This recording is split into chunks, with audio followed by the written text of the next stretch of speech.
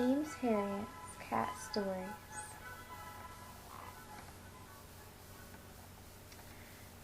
Boris and Mrs. Bond's Cats Establishment. I work for cats. That was how Mrs. Bond introduced herself on my first visit. Gripping my hand firmly and thrusting out her jaw defiantly as though challenging me to make something of it. She was a big woman with a strong, high cheekboned face and a commanding presence, and I wouldn't have argued with her anyway, so I nodded gravely as though I fully understood and agreed, and allowed her to lead me into the house. I saw at once what she meant. The big kitchen living room had been completely given over to cats. There were cats on the sofas and chairs and spilling in cascades on the floor. Cats sitting in rows along the window sills, and right in the middle of it all, little Mr. Bond, pallid, wispy mustached, and in his shirt sleeves reading a newspaper. It was a scene which was going to become very familiar. A lot of the cats were obviously encastrated for toms because the atmosphere was vibrant with their distinctive smell, a fierce pungency which overwhelmed even the sickly wisps from the big saucepan of nameless cat food bubbling on the stove. And Mr. Bond was always there, always in his shirt sleeves and reading his paper, a lonely little island in a sea of cats. I had heard of the Bonds, of course. They were Londoners who had come from for some obscure reason, had picked on North Yorkshire for their retirement. People said they had a bit of brass, and they had bought an old house on the outskirts of Derby, where they had kept themselves to themselves, and the cats. I had heard that Mrs. Bond was in the habit of taking in strays and feeding them, and giving them a home if they wanted it, and this had predisposed me in her favor, because in my experience the unfortunate feline species seemed to be fair game for every kind of cruelty and neglect. They shot cats, threw things at them, starved them, and set their dogs on them for fun. It was good to see somebody taking their side. My patient on this first visit was no more than a big kitten, a terrified little blob of black and white crouching in a corner. "He's one of the outside cats," Mrs. Bond boomed. "Outside cats?" "Yes, all these you see here are the inside cats. The others are the really wild ones who simply refuse to enter the house. I feed them, of course, but the only time they come indoors is when they are ill." "I see." "I've had frightful trouble catching this one. I'm worried about his eyes. There seemed to be a skin growing over them, and I do hope you can do something for him. His name, by the way, is George." "George? Ah, yes, quite." I advanced cautiously on the little half-grown animal, and was greeted by a waving set of claws and a series of open-mouthed spittings. He was trapped in his corner, or he would have been off with the speed of light. Examining him was going to be a problem. I turned to Mrs. Bond. "Could you let me have a sheet of some kind? An old iron sheet would do. I'm going to have to wrap him up." "Wrap him up?" Mrs. Bond looked very doubtful, but she disappeared into another room and returned with a tattered sheet of cotton which looked just right. I cleared the table of an amazing variety of cat feeding dishes, cat books, cat medicines, and spread out the sheet. Then I approached my patient again. You can't be in a hurry in a situation like this, and it took me perhaps 5 minutes of wheedling and puss-pussing while I brought my hand nearer and nearer. When I got as far as being able to stroke his cheek, I made a quick grab at the scruff of his neck, and finally bore George, protesting bitterly and lashing out in all directions, over to the table. There, still holding tightly to his scruff, I laid him on the sheet and started the wrapping operation. This is something which has to be done quite often with obstreperous felines, and although I say it, I am rather good at it. The idea is to make a neat, tight roll, leaving the relevant piece of cat exposed. It may be an injured paw, perhaps the tail, and in this case, of course, the head. I think it was the beginning of Mrs. Bond's unquestioning faith in me when she saw me quickly enveloping that cat, till all you could see of him was a small black and white head protruding from an immovable cocoon of cloth. He and I were now facing each other, more or less eyeball to eyeball, and George couldn't do a thing about it. As I say, I rather pride myself on this little expertise, and even today my veterinary colleges have been known to remark, "Old Herriot may be limited in many respects, but by God he can wrap a cat." As it turned out, there wasn't a skin growing over Alfred's eyes. There never is. "He's got a paralysis of the third eyelid, Mrs. Bond. Animals have this membrane which flicks across the eye to protect it. In this case, it hasn't gone back, probably because the cat is in low condition. Maybe had a touch of cat flu or something else which has weakened him. I'll give you an injection of vitamins and leave you some powder to put in his food if you could keep him in it for a few days. I think he'll be all right in a week or two." The injection presented no problems with Alfred,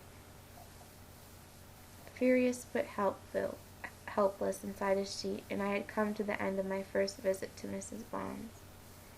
It was the first of many. The lady and I established an immediate rapport, which was strengthened by the fact that I was always prepared to spend time over her assorted charges, crawling on my stomach under piles of logs in the outhouses to reach the outside cats, coaxing them down from trees, stalking them endlessly through the shrubbery. But from my point of view it was rewarding in many ways. For instance, there was a diversity of names she had for her cats. True to her London upbringing, she had named many of the Toms after the great Arsenal team of those days. There was Eddie Hapgood, Cliff Baston, Ted Drake, Wilf Copping, but she did slip up in one case because Alex James had kittens 3 times a year with unfailing regularity. Then there was her way of calling them home. The first time I saw her at this was on a still summer evening. The 2 cats she wanted me to see were out in the garden somewhere, and I walked with her to the back door, where she halted, clasped her hands across her bosom, closed her eyes, and gave tongue in a mellifluous contralto. "Bates, Bates, Bates, Bates." She actually sang out the words in a reverent monotone, except for a delightful little lilt on the Bates. Then once more she inflated her ample ridge cage like an operatic prima donna, and out it came again, delivered with the utmost feeling. "Bates, Bates, Bates, Bates." Anyway, it worked, because Bates the cat came trotting from behind a clump of laurel. There remained the other patient, and I watched Mrs. Bond with interest. She took up the same stance, breathed in, closed her eyes, composed her figures into a sweet half-smile, and started again. 7 times 3, 7 times 3, 7 times 3. It was set to the same melody as Bates, with the same delicate rise and fall at the end. She didn't get the quick response this time, though, and had to go through the performance again and again, and as the notes lingered on the still evening air, the effect was startlingly like a muezzin calling the faithful to prayer. At length she was successful, and a fat tortoise shell slunk apologetically into the house. "By the way, Mrs. Bond," I said, making my voice casual, "I didn't quite catch the name of that last cat." "Oh, 7 times 3, she smiled reminiscently. "Yes, she is a dear. She's had 3 kittens 7 times running. You see, so I thought it rather a good name for her, don't you?" Yes, I do indeed. Splendid name. Splendid." Another thing which warmed me towards Mrs. Bond was her concern for my safety. I appreciated this because it is a rare trait among animal owners. I can think of the trainer, after one of his racehorses had kicked me clean out of a loose box, examining the animal anxiously to see if it had damaged its foot. The little old lady, dwarfed by the bristling, teeth-bared Alsatian, saying, "You'll be gentle with him, won't you? And I hope you won't hurt him. He's very nervous."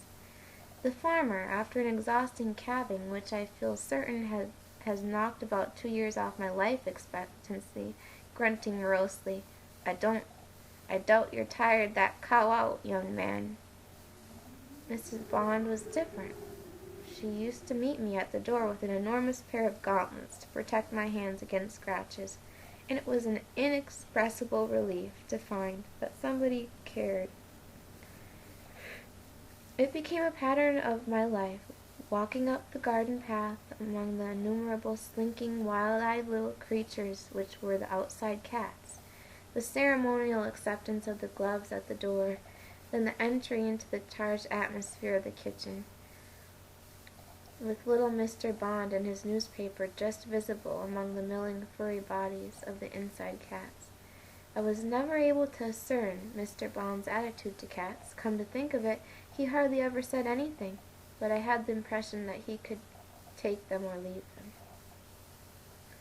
The gauntlets were a big help, and at times they were a veritable godsend, as in the case of Boris.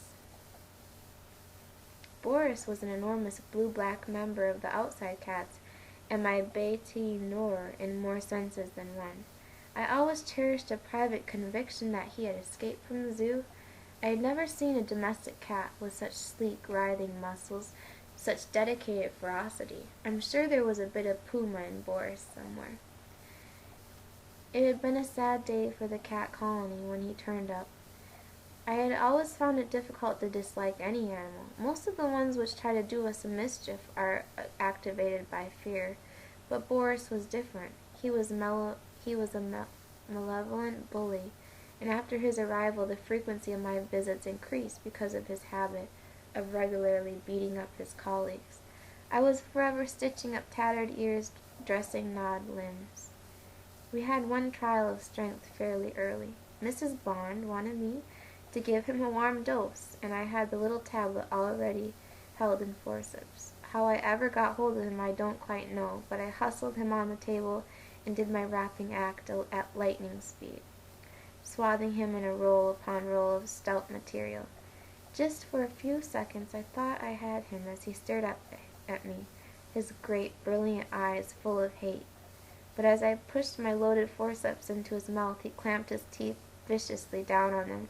I could feel claws of amazing power tearing inside the sheet. It was all over in moments. A long leg shot out and ripped its way down my wrist. I let go of my tight hold of the neck, and in a flash, Boris sank his teeth through the gauntlet into the ball of my thumb and was away. I was left standing there stupidly, holding the fragmented worm tablet in a bleeding hand and looking at the bunch of ribbons which had been my wrapping sheet. From then on, Boris loathed the very sight of me, and the feeling was mutual.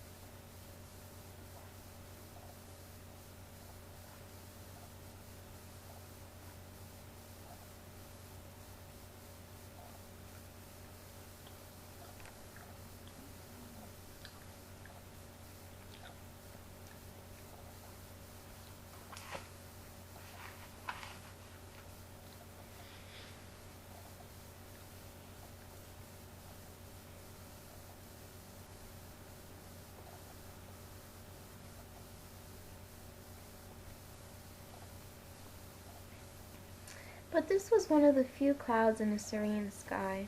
I continued to enjoy my visits there, and life proceeded on a tranquil course, except, perhaps, for some leg-pulling from my colleagues. They could never understand my willingness to spend so much time over a lot of cats. And of course this fitted in with the general attitude because Siegfried didn't believe in people keeping pets of any kind. He just couldn't understand their mentality, and propounded his views to anybody who cared to listen. He himself, of course, kept 5 dogs and 2 cats. The dogs, all of them, traveled everywhere with him in the car, and he fed dogs and cats every day with his own hands. Wouldn't allow anyone else to do the job. In the evening all 7 animals would pile themselves round his feet as he sat in his chair by the fire.